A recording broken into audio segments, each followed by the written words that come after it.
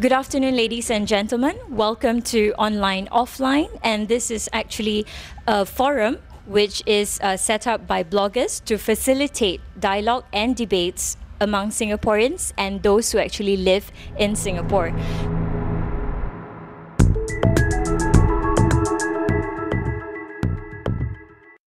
Today is our first session, and the topic is something which has been widely talked about, and it is on xenophobia. Xenophobia, in brief, means people with irrational fear on foreign people. And in recent times, we have actually seen so many stories online. For example, one of the NUS undergrad who actually blog and call there are more dogs than humans in Singapore.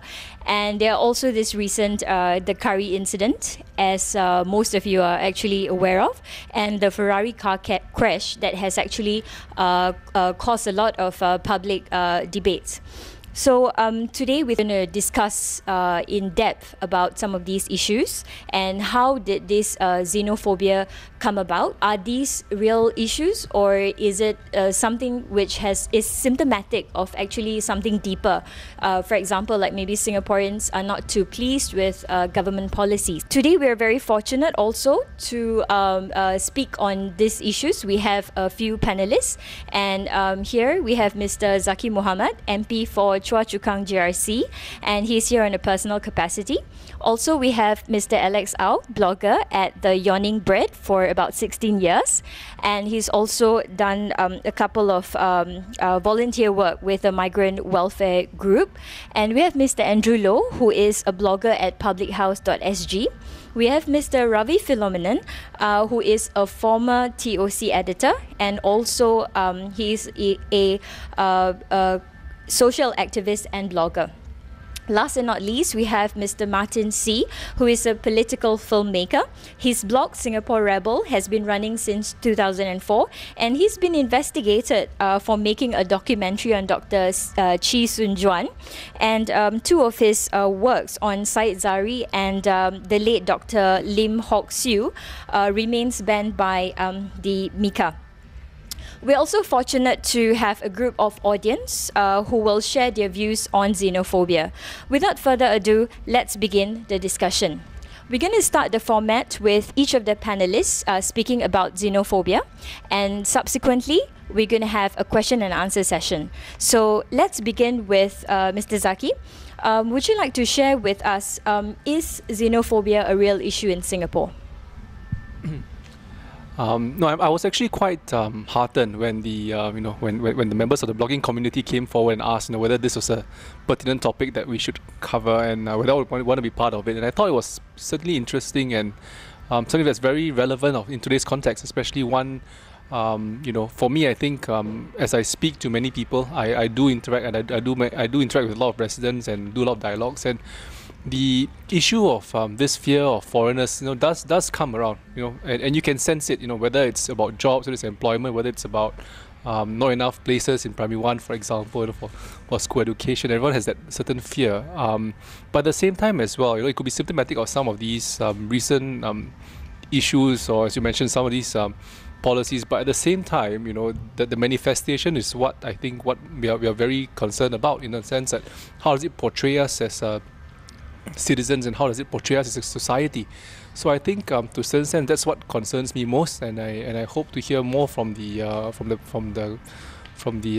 group as well, afterwards on your thoughts on this issue. Thank you. Can we start with Alex?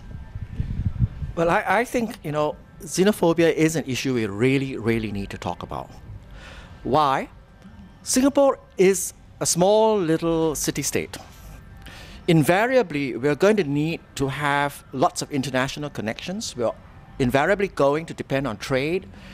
And in the global age, migration is going to be part of life. People are going to come, people are going to go, including Singaporeans going overseas. And if, as a society, we are not ready to deal with the subject of the movement of people in line with trade and investment and so forth, then we're going to be real misfits in this century and beyond. And so I think it's really important we have this discussion about what our views are about people moving into our country, about our people moving out of the country, and about people moving here temporarily and then moving out again, and back and forth. So it's really important, I think, for our own, the own health of our society moving forward, that we have an honest discussion about what we think about it and what we can do about it. Can I get some views from Martin?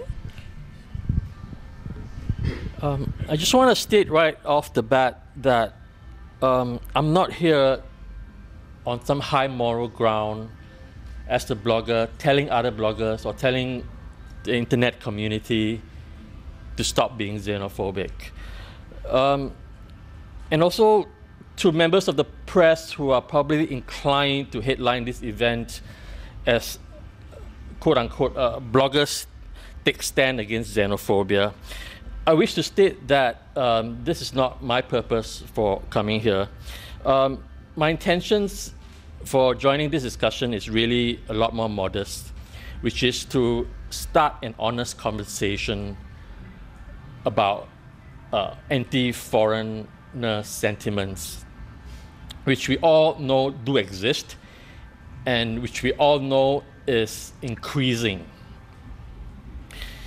Now, there are 4 reasons why I feel, well, let's get back to the definition of xenophobia. We need to fix that definition properly. Hani has mentioned irrational dislike of foreigners. It's not too far from my own definition, which is unreasonable hatred of foreigners, which means that there is room for reasonable hatred of foreigners, which does not, in this definition, be classified as xenophobia. So I think we need to be very careful when we use the word xenophobia. So what are the 4 causes of anti-foreigner sentiments in Singapore? I've outlined them from 1 to 4. Number 1 is there's a perception that there are, under the law, there is a favorable treatment to foreigners, especially rich foreigners. And this can be seen from incidents such as the 3 or 4 Caucasians who beat up a taxi driver and a bystander. And of course, the case about the Romanian diplomat. Yeah. And then number 2, people become anti-foreign sentiments arise when familiarity is being upsetted. For example, you go to a coffee shop for 20 years and then suddenly one day you go there and then the guy taking your order can't understand what you want. So I think this affects especially the senior citizens who suddenly feel that they are not familiar with this whole new influx of immigrants and foreign workers. And the third reason is a lot of Singaporeans may have loosed out to foreigners in jobs, maybe a place in the school, or maybe just a seat on the MRT, so they get fed up. And the 4th reason, I think, is the one that will cause the most dissatisfaction and create anger, is the encroachment of private space. I think people are feeling somewhat invaded in their private space. For example, neighbors telling them not to cook curry because the smell is awful. This is a form of encroachment of private space, and people are getting angry. Now, all the 4 causes which I've outlined are not by itself a problem. They are a problem when it keeps repeating. So if we see a repeated pattern of the 4 causes which I've outlined, then people will start to get what I would call reasonable hatred against foreigners. So later we'll discuss more about that. Thanks. And would you like to add to that, perhaps, Andrew? Yeah. I agree with Martin, and also at the same time, just about this forum itself, it's not an anti-xenophobia movement, okay? And I hope the media will not paint it as such. It's just a discussion on the issues. For me, I think as Martin said, right, we need to understand what xenophobia is. And what is happening, for example, online. Some of these websites or comments that you see online, they may seem irrational, and therefore we paint it as xenophobic. But it may not be so. I mean, to me, I don't think xenophobia itself is a problem in Singapore. The problem is that we might be heading in that direction. Because the comments that you see, for example, online, they are not irrational. They're actually based on very rational fear, like losing your job, not being able to buy a flat. Some of the other stuff that Martin mentioned just now. So they are founded on quite rational consideration, pragmatic consideration, loss of personal space and all that. So for me, is it a problem? Not yet, but we are going in that direction of it becoming a real problem. Yeah, that's my thought. And Ravi, if I may have your thoughts? Yeah, I want to state that I am cat-ceratophobia. I have cat-ceratophobia. What that is I am fearful of cockroaches, especially if they are flying cockroaches. So when we're talking about xenophobia, I think we have to really look at the word phobia first before we look at the other part of that word. What is phobia? Phobia is an intense fear of something that has got little or no danger to you specifically. So I think that defines xenophobia very well. That there is an intense fear of something that probably has no danger in it for yourself. And I think that it's human nature, there's us, the insiders, and the them, the outsiders. It's human nature to have that kind of feeling because you want to feel connected to a group. And so I think that it's okay if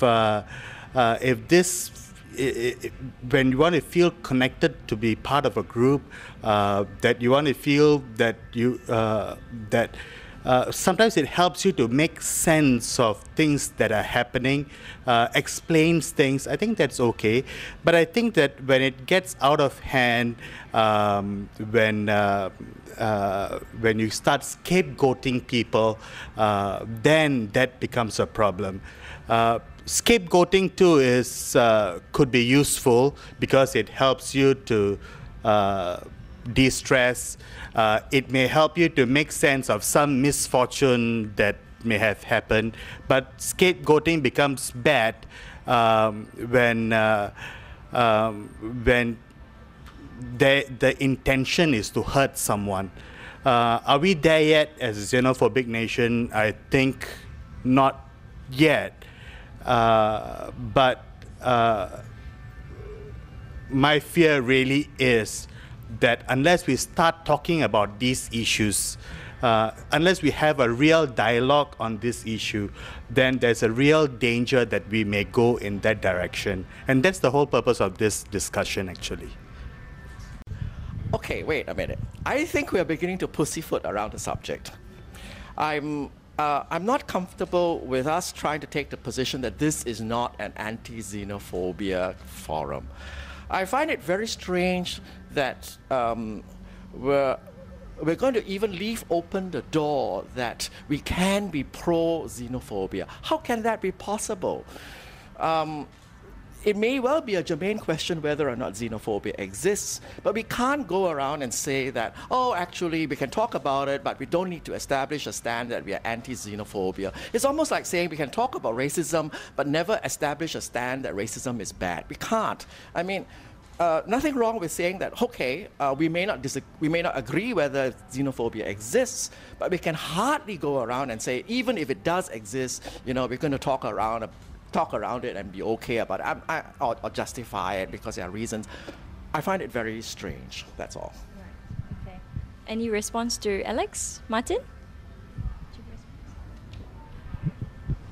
Like I said, the definition of xenophobia is an irrational one. That we are against. But I'm saying, and some of the panelists are saying, there are rational dislike of foreigners. There are reasons which we may discuss. For example, the sudden influx. For example, the lack of, simple thing like the lack of hospital beds, and you constantly go there and your mother keeps losing out the hospital bed to a foreigner. You know, these are things that we need to recognize that people are genuinely angry. Do we then take a high moral stand and say, no, you cannot be xenophobic, you know, we need to be nice to people. You cannot be anti-PRC or anti-Bangladeshi or whatever. No, we need to recognize that, look, the people are getting angry. Let's address it and let's not wish it away, or let's not philosophize it away, and let's not intellectualize it away. Get to the root of the issue, which I will discuss later. What is the root of the issue?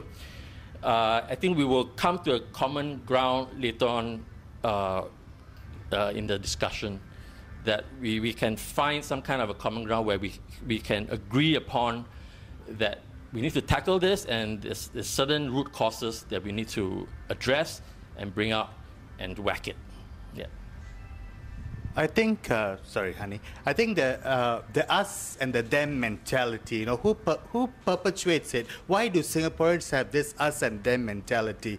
I mean, when you look at it, very often it is perpetrated by the government itself.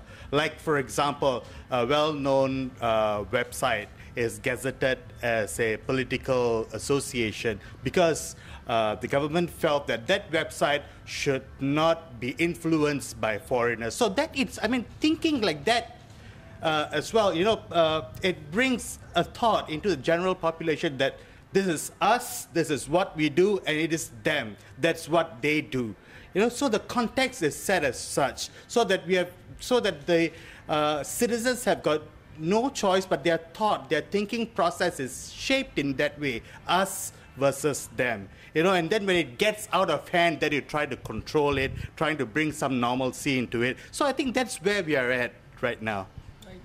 Can I just interject here? Because I think they're two different topics altogether. You know, I think on one hand, you know, we talk about, you know, the political involvement of foreigners. I think that's something that no country wants, you know, political involvement from a foreign party. You don't want that because this is my country, I do this, right? But at the same time, this xenophobic experience is a totally different topic altogether. There is genuine fear. I speak to people and I know. I don't blame them for it sometimes because of the way the world has changed. We are more globalized. We have always been dependent on international trade. I can't shut my doors. I'm Singapore. And unfortunately, it's a whole different environment. And you're right earlier on by saying that a lot of it is survival. Not so much the political involvement, but really survivability. Because people are afraid of their jobs being taken. People are afraid infrastructure not sufficient. I don't have a seat on the train, for example. And these are things that I think, you know, over the last few months, you've seen a lot of policy changes with the government as well, and I think the concern then is that, you know, are we being too populist? That, you know, the business community are also thinking, hey, you know what, you guys are shutting your doors. I've heard, and this is also prevalent among the SME sector, especially who are very hurt by the tighter controls that we have over foreign workers. So to a certain sense, I think you know, there is that balance that is now a bit off, but this is something that we need to bring back to normalcy. But at the same time, you know, there may have been policies at the center of it all, but that said justify xenophobia, the irrational fear, that anti-foreigner sentiment. But like I said, and I agree with some of what, you know, some of them have said, you know, whether it's Alex, Martin, Pravi, Andrew, that there is some rational fear.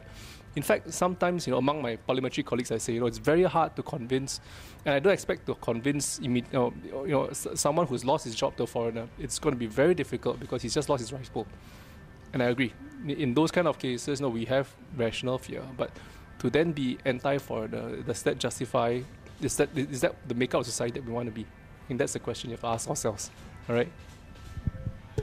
Zaki, if I could just quickly ask you, right, in terms of, like you mentioned infrastructure just now, And you mentioned something like, they are sort of like firefighting, to see how they can actually settle or change certain policies. Why isn't the infrastructure actually been in place first before, bringing in like, millions upon millions of people? You see, there is two things, if I have to put it simply, because one is economic, one is infrastructure. Infrastructure does not come overnight. So if you talk about MRT line, for example, transport train, I could plan today, but it takes almost 10 years to get a train line up. So a lot of the train lines that you see today, like Circle Line that's being opened, the Northwest line, and some of the downtown line that's coming up, all they come up 2015, 2012, 2013. You got to backtrack. You got to go back and project. It's probably 10 years ago that we projected this. However, we cannot wait because of economic conditions, whether we have to bring in foreign investment or not. Unfortunately, in the 08-09, we were facing a financial downturn. If you notice, Singapore was probably one of those who are most stable in terms of economic, in terms of the economic state, health in that sense. And the reason was because we had to bring as much investment as we could, bring in jobs to ensure that Singaporeans have food to eat, families have food. And you look at our unemployment rate today, we are still one of the lowest in terms of unemployment among all OECD countries. But that's also because we had to bring in some of these investments, or the opportunity existed because Europe and US were down, Asia was growing. So why not Singapore be the hub? Because if I don't capitalize on it now, when an investor comes into a country, they typically stay there for 20, 30 years. There's no way I can catch it in the next 5, 10 years. They are already invested, they will not come here. So if, for example, Shell or Exxon decides to uproot out of Singapore, I lose the business forever for the next 20, 30 years. I will not see it back because they invested somewhere else, they have certain returns to come back. It will not come back. And if I lose 3,000, 5,000 jobs, that's 3,000, 5,000 families each time a company leaves. I can't live with that. If you have handled families who have lost jobs, who have had breadwinners lose jobs, it's not easy for them. So therefore, to me, I think it's always about Singaporeans' jobs, because there is a knock-on impact. But having said that, so some of these things do happen, and you can't foresee whether downturn happens or not within a 10-year time frame or 15-year time frame. But yes, there is certain impact. There are certain things that we're trying to reverse at this point. Housing is the other one. I think we're trying to do that, and I think you can see the supply coming on stream. So these are some of these things that we are trying to unwind. But I do agree, if there is certain discomfort and a lot more in your face, I mean, it's something that Causes, there are many. Because when you bring in 2 million people, it's not just infrastructure. It trickles down all the way, So what you end up with is not just physical discomfort, but also mentally your stress, at your job, trying to get public housing and all that. So I think it's quite clear that the cause of these negative sentiments towards foreigners is government policy, and it's your immigration and foreign labor policy. Going forward, the problem that I have now is that we're not sure where we are going. Are we going to remain, at this level of number of foreigners, or is there even plans to increase the number of foreigners? What is the job market like? What is the projection for your labor force? MOM is going to have a master plan white paper or something that's going to come out end of this year. But for the longest time, and even when the foreigners were being brought in, they were brought in quite quietly. I think, we didn't realize it until one day we were asking ourselves, why is the public transport so crowded nowadays? And then we realized that, oh my God, there are 2 million foreigners now. So I think it is fair, when you want to deal with anti-foreigner sentiments, to get right to the root of it. And the government needs to come out and tell us. Okay, and in fact, it should be a national dialogue. What is your population projection? What is your population plan? And what are your plans for your labor force to keep the economy going and all that? So unless Singaporeans know things like that, we will not understand, and we will not accepting all these piecemeal solutions, community integration fund and whatnot. it's not going to assuage the negativity that is prevailing right now. Okay. So there is a bigger picture. I mean, the government does not just set a policy because we are, just want to be, pro-foreigner, or you want to be pro-business for that matter. The reality is that globally, what has happened? Right, globalization has happened. Companies are setting up business all over. Asia is booming. So therefore the makeup of Singapore. I mean, Singapore has not changed, but the fact that I've got a very narrow economy, which is an international trade economy. Since Sir Stamford Raffles was here, 1819, we've always been a trading hub. Without trading hub, we are nothing. So it's always been an international hub. So you have to understand the bigger context is what's the economic makeup of Singapore? What do you want it to change to be able to accept less foreigners, for example? What do you think we should do? Because the reality is that my economy has to be open, talent has to flow, trade has to flow, because that's the makeup or that's the DNA of our economy. So to do a 180-degree turn at this point is not going to be very easy, because it's going to take 30, 50, even 100 years, and you will never make it because I don't have agriculture, I don't have mining, I don't have oil, I don't have petrol. I mean, there's a lot of things I don't have that other economies have to sustain growth in their own countries, to feed people, to put food on the table. I don't have that.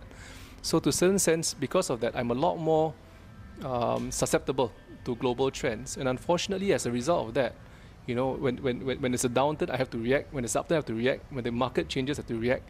So unfortunately, things do change, and sometimes it's a bit difficult to make a national agenda out of every single change. But I agree, there has to be some level of transparency, in which if you look at the NTPD, Prime Minister's Office, the National Talent and Population Department, they come with an occasional paper quite recently. The idea is to put forth various scenarios for Singaporeans to understand what are the different population challenges that we have. Because over the last 2 years alone, if you look at how our economy has grown, we've created about 100,000 jobs. Now, if you ask yourselves, how many babies do we produce a year? How many babies of each cohort will graduate a year? That's about 30,000+. So I've got 100,000 jobs. If I reduce that to like 60, 50,000 jobs, that basically means I have half my economic growth. Right? And if I have economic growth, I still need foreigners. So unfortunately, either A, I increase my population, my local population, which is why there's a lot of talk about the fertility rates of Singaporeans, or I have to find a way to balance or reduce my economic growth such that I accommodate less foreigners. So that's the dilemma that we have as a government. It's not a question of whether I'm pro-foreigner or pro-business in that matter, but it's really about economic survival. Our business makeup, our Singapore's DNA. Do I want to change that DNA today? I think that's a bigger question we've got to ask ourselves, because the world operates in a different way today.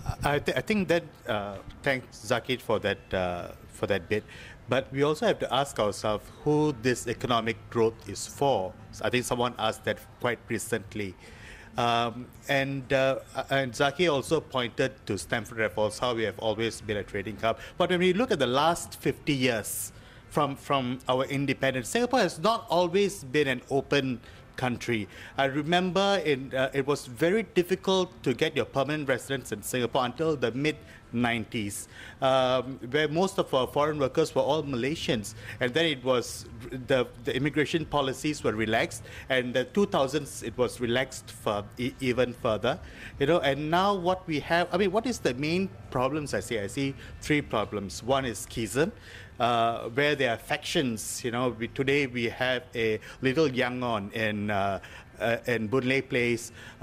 We have a little Manila in Joo Chiat. So we have enclaves of people in different parts of the island. There is no proper dialogue. There's no proper communication. So there is schisms. That's the first problem that you have. For something like xenophobia to erupt and to become a real problem. The second reason that I see is ignorance. For Sun Tzu to come out and say that there are lots of gangster uncles, it's ignorance. Basically, it's ignorance. That's a major problem. And the third issue that I see is that the stress level of the people, because of all these things that have been adding up. These are the major problems that contribute towards these heightened feelings against the foreigners, against the immigrants? Let's be honest about this. In my point of view, and I think it's the point of view of many people, we bring in foreigners for two reasons, two kinds of foreigners. One type of foreigners to bring in because they're cheap to hire. Depressed wages, so it keeps corporations running, it keeps companies afloat. Second type of foreigners we want, or the government wants, are the rich ones who come in with their money, invest, put in our banks, raise our GDP. All right, let's be honest about that. Unless there are contrary views, I'd like to hear that. Now, let's have a proper perspective. Singaporeans have never been anti-foreign. Let's get it straight. All right, we've always welcomed foreigners, as far as I know. Now, the only people, ironically, who are anti-foreign is the PAP government, especially when it comes to so-called quote-unquote interference on domestic politics. All right, this is what I'm under investigation for. I'm under investigation for conducting a indoor forum which had featured 2 foreign MPs. This is where the PAP gets very, gets very cagey. Oh, you can come in here, you can run our companies, you can sit on our board of National Wage Council, but you cannot interfere in our politics by talking about ISA. This is irony from the PAP. Now, why are we sitting here talking about anti-foreign sentiments when I just told you that Singaporeans historically have never been anti-foreign? I think we all agree or recognize that a threshold has somehow been breached, right? Singaporeans are not born xenophobic. We are not born racist. No one is. We benefited from free trade. So, but why are people suddenly not happy now? So has some kind of a social threshold has been breached. So we need to recognize this. And are these causes reasonable or unreasonable? So I've talked about the reasonable hatred. Now, let's address the unreasonable hatred which do exist. For example, the Ferrari incident. A lot of people use that as that incident to fan hatred against rich foreigners. A lot of people use 1 or 2 incidents of PRC drivers running over pedestrians, use that as some kind of a campaign to fan hatred against all SBS drivers or something like that, right? People use isolated incidents to stoke xenophobic sentiments. This is something is happening, and we need to recognize it. Now, the reason why I'm not standing on a high moral ground is this. I'll be the first to admit that I too have some anti-foreign sentiments. It comes up involuntarily when I'm on the MRT train jostling for space. It just involuntarily comes out, shit, man, why is these people coming here? I wish they go back to their own country. It comes up. And I check myself every time it comes up because I don't want it to transform into a xenophobic sentiment. I check myself and say, shit, this is not right, this is not right. I should welcome them, they're humans, and they have a fair shot at income as well, at our job as well. So, and then, from a Singaporean's point of view, there are a lot of things that the common man needs to take care of. His family, he needs to go to work. And then suddenly, he needs to put up additional annoyances of crowded trains, of losing stuff to foreigners, losing jobs to foreigners. So these are additional annoyances that Singaporeans are feeling right now, on top of all the other things to make ends meet and all that stuff. So I think this is where the unhappiness is coming from. So what do? The only thing they can do is go on the net and start venting. And then when they start venting, they'll use isolated incidents like the Ferrari incident or whatever, use that to stoke even more anti-foreigner sentiments. And if you're not careful, it will transform into irrational dislike, which is xenophobia. I think we are at a critical juncture right now. Looking at some of the online comments these days, yeah, it's quite scary. Yeah. And like I say, I'll be the first to admit that the seed has been planted somewhere inside me that it may just burst. And I've been living in Singapore all my life. I've been educated here. I've not stayed overseas for any period of time. So I can feel the tension rising. So this is something that we need to to watch out for. Yeah, we'll come back to government policies later. Sometimes we just have to accept so many new foreigners because that's an economic opportunity for us to grab. I think as a society, we have to make a choice, you know. Do we want a 20 million people economy on this island when we only have 3.5 million? Should we then forego that 20 million economy? Let's be happy with a 5 million economy and have, well, 5 million people. Cut it, leave it at that. Secondly, you can still have economic growth without having to constantly increase population growth. I know that it's very hard sometimes to grow per capita productivity, but I think Tan Jise has demonstrated in a recent blog post that there are other small countries around the world that have shown economic growth of fairly respectable percentage points even as the population shrank. So we can well have foreign investments. They don't necessarily have to come hand in hand with population growth because it depends on what kind of investments. Surely, you know, when you bring in a process industry like, petrochemicals or pharmaceuticals, those are not really high labor industries, right? So I think that it can be a far more nuanced discussion. I hope you agree with me. I totally agree. I mean, in the sense that, in terms of the economic makeup, that's something within our control. And that's why, to a certain sense, that's where the discussion now is, from the population perspective, right? That's why we're putting up all these scenario papers, right? To say, what, do we want to be a 7 mil, 6 mil, 5 mil, and what's the rough projection? What's the impact? I think it is a cause and effect situation where, I could go with various scenarios and tell Singaporeans, what, you want a lower growth, can. What that could also mean is that when some of the young ones graduate, they may not have jobs, but we are willing to live with that. Or we have to narrow down our economy further. But I don't think that should be, like I said, it depends on how you want to play this. Then the second is what kind of opportunities can I make in this region? Is my region booming or am I the only one carrying? And so therefore, to a certain sense, there is that chance to shape it. But we all have to understand the cause and effect.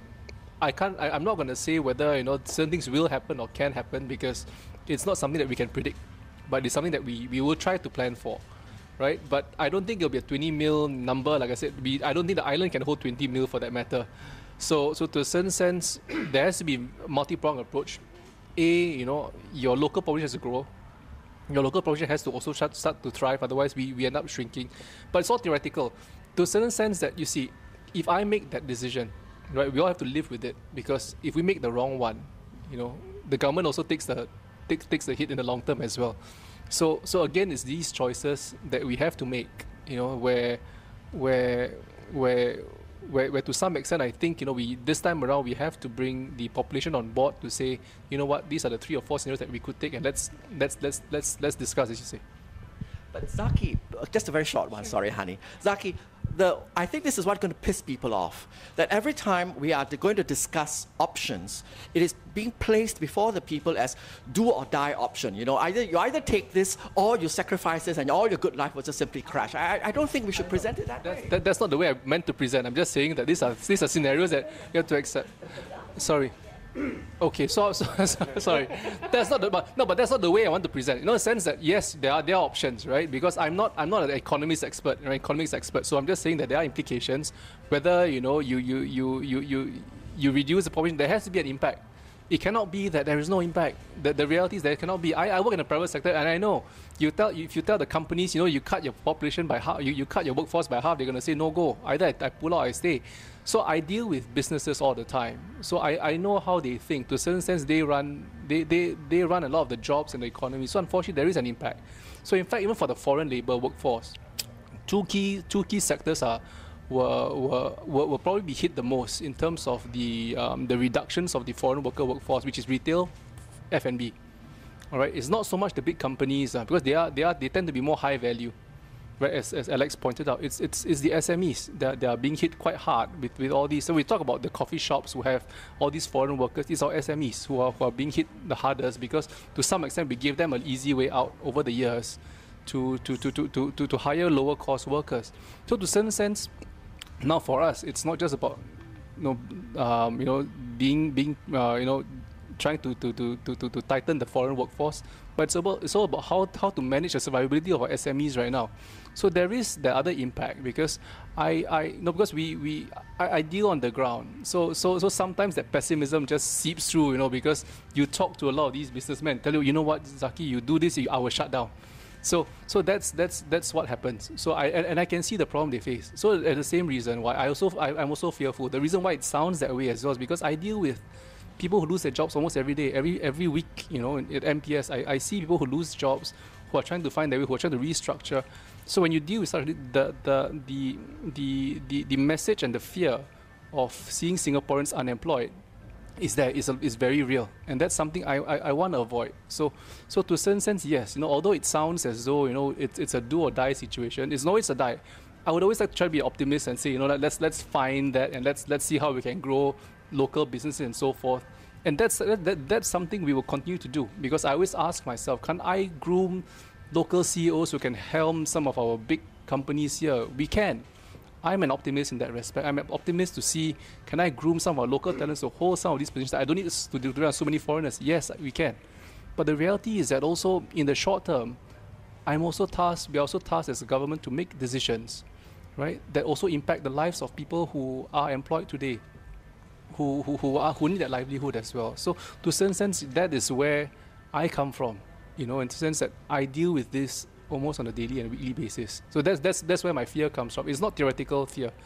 It's that rational fear, and that's why I say, based on what I speak to Singaporeans, yes, there is rational fear, and I don't blame them for it, because of the way the world works, because of the way the policies work, and unfortunately, that's how it's become. But I hope that the irrational fear in people does not just translate into this anti-foreigner sentiment that we don't want to be associated with. So I think to some extent I do agree with Alex. There is that possibility, there is that thing that we got to look at in terms of what that plan is, and I think we have to be consultative with the population in terms of what that plan should be and what the makeup would be. But I think as of now, I'm not an economist to say if I do this, and these are various scenarios, but I just fear for the ordinary Singaporean who has his family to look after, who has got his job to look after. Before we go into the third and the last question or topic, if I may ask Zaki on this, a lot of PRCs are being brought in, right? But what about in terms of the Malays, maybe from Malaysia or Indonesia? You've got to look at the various sectors. It's not that really it depends on, I don't have the answer in terms of the immigration count, right, in terms of the actual numbers across. But when you talk about PRC, I assume you're talking about ordinary workers, or you talk about professionals, but if you're talking about ordinary construction workers, there are a lot of Chinese construction firms here doing a lot of construction jobs. That's one. Retail sector, the retail industry does select the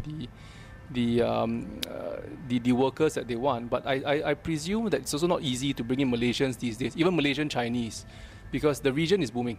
If you look at Malaysia today, you're having difficulty as well hiring Malaysian workers because the country is booming. China booming too? China is booming too, but even then we are also getting difficulty getting Chinese workers these days. But you do find quite a lot of Chinese companies here as well doing business, and to a certain sense, there is the need for some of these construction workers out of China.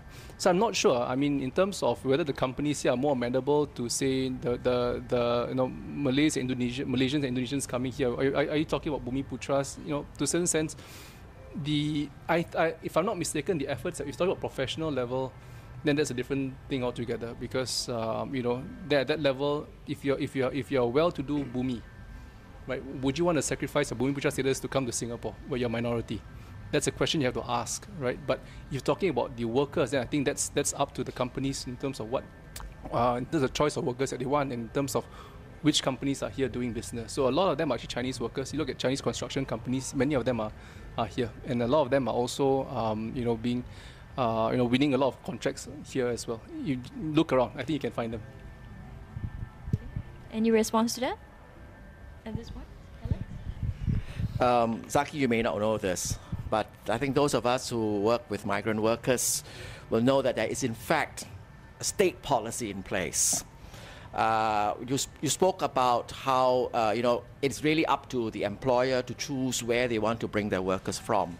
I know you're not in that ministry, but there is a policy in place that says that service workers can only be from certain countries.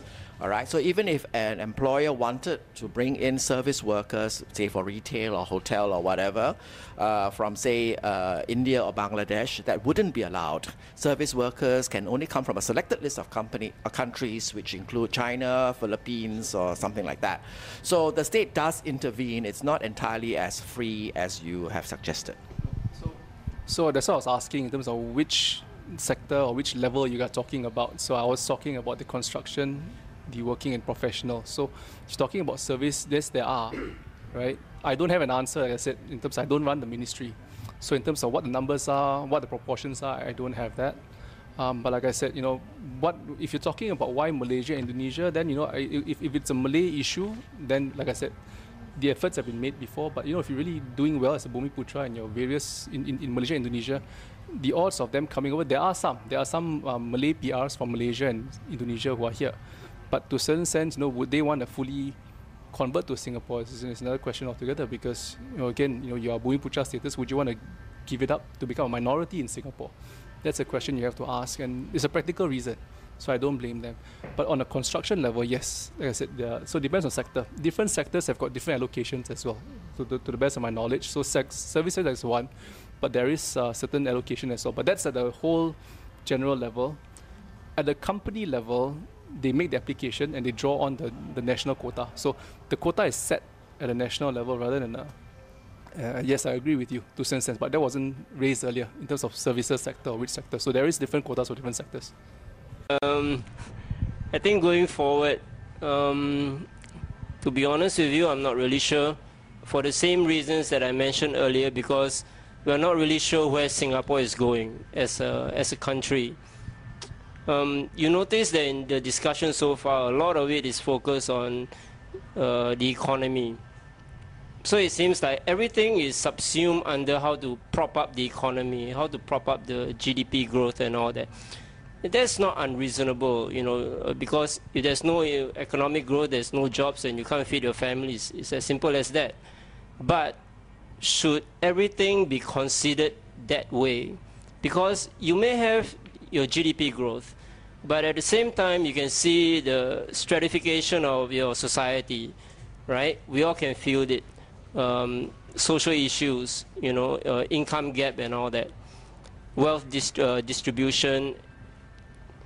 Even when you go to your hawker center, when your child registers for schools and all. So there are consequences. The government will say, well, there are trade-offs. Do you want economic growth or do you not want it? It's black and white. But it's not that black and white. I mean, it's not a black and white issue, because you may have your economic growth, but your society is going to fall apart. So what's the point of having economic growth, right? So there needs to be a balance, which is, at the end of the day, this is the question that we have to answer. What sort of balance do we want? Because we also don't want a situation where there is no economic growth, right? At the same time, we also don't want 2 million foreigners here. So where is that sweet spot? It's very hard. So how do we move forward? I think we need to have a lot more information from the government. People need to speak up, and generally I think we just need to have a clearer vision of where we are headed, instead of tweaking policies here and there and trying to, get people not to be angry. People are angry, and people will be angrier if they do not know where you're taking them. So, government needs to sit down, talk to people, and, try and bring them on board. Otherwise, I don't see any other way how you can move a whole society forward if there's no clear vision. Yeah. Ravi?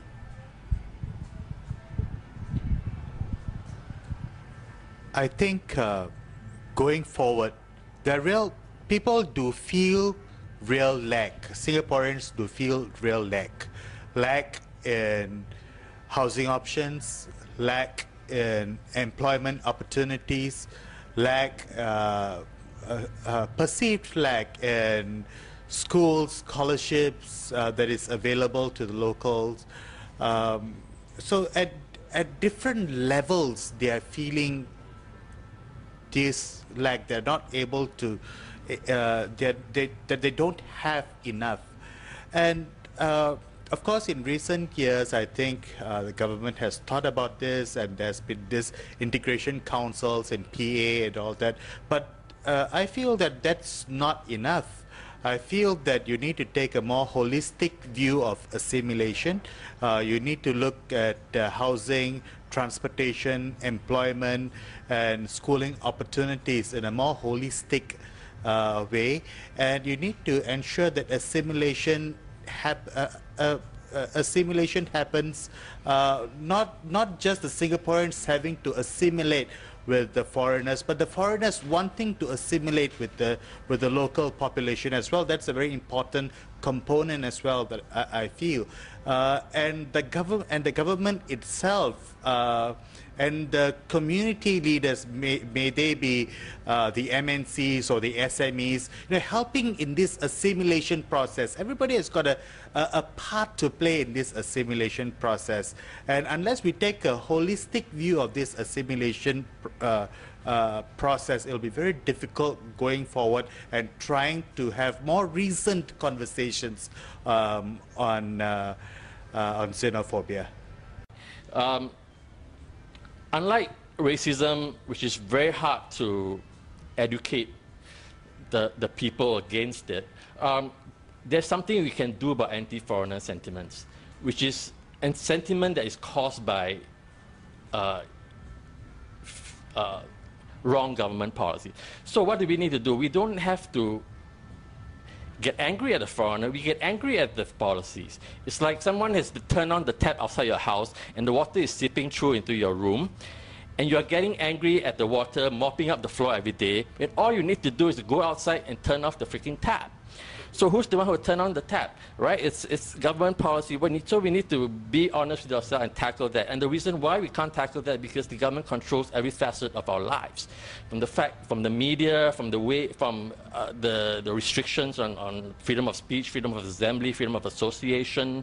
I couldn't even apply for a permit to hold anti-racism rally in Speaker's Corner because the police denied me the permit. So if Singaporeans are not allowed to be honest and speak out about things like that, of course they will bash the ones that's vulnerable, and the ones that's vulnerable are the Indian or Bangladeshi neighbors, or their foreigners on an MRT on the street.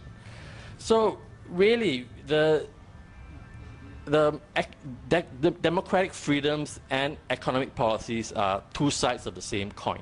If you want to tackle economic policy, you got to free up civil space for people to genuinely tackle the topic and discuss. Thank you. Let's go down to the crux of the matter. Have the policies changed? The answer is yes. So the way we've been talking, or the discussion I've been hearing, is as though nothing has changed.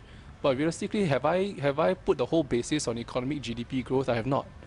I've always said it's about people, it's about livelihoods, it's about how we set up society. It's never been about just economy, right? There are multiple facets, whether it's trying to integrate, whether it's development of our society and so forth. It is multifaceted.